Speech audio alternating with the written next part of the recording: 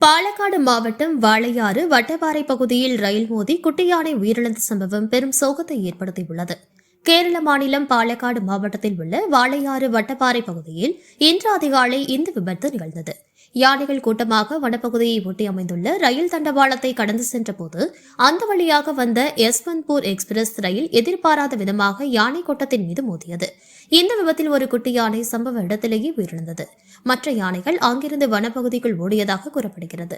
சம்பவம் குறித்து தகவல் அறிந்த வனத்துறை அதிகாரிகள் மற்றும் ரயில்வே அதிகாரிகள் சம்பவ இடத்திற்கு விரைந்து சென்று ஆய்வு மேற்கொண்டனர். குட்டி யானையின் உடல் பிரேத பரிசோதனைக்காக எடுத்து செல்லப்பட்டது. விபத்து நடந்த வனப்பகுதியை ஒட்டியிருப்பதால் பகுதிகளில் அடிக்கடி யானைகள் தண்டவாளத்தை கடக்கும் இடமாக இருப்பதாக உள்ளூர் மக்கள் தெரிவிக்கின்றனர். இதனிடையே தமிழகத்தில் கோவை மாவட்டம் நவக்கரை பகுதியில் ரயில் தண்டவாளத்தை ஒட்டிய பகுதிகளில் யானைகளின் நடமாட்டத்தை கண்காணிக்க செயற்கை நுண்ணறிவு தொழில்நுட்பம் கொண்ட கேமராக்கள் பொருத்தப்பட்டுள்ளன.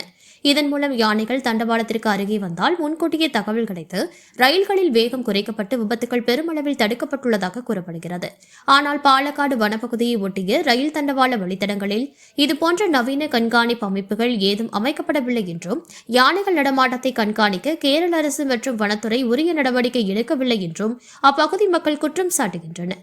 தொடர்ந்து யானைகள் ரயிலில் மோதும் சம்பவங்கள் நடைபெற்று வருவதால் வனவிலங்குகளின் பாதுகாப்பிற்காக உடனடி கண்காணிப்பு கேமராக்கள், எச்சரிக்கை அமைப்புகள் மற்றும் ரயில்களின் வேக கட்டுப்பாடு போன்ற நடவடிக்கைகள் எடுக்க வேண்டும் என பொதுமக்கள் வலியுறுத்தி வருகின்றனர்.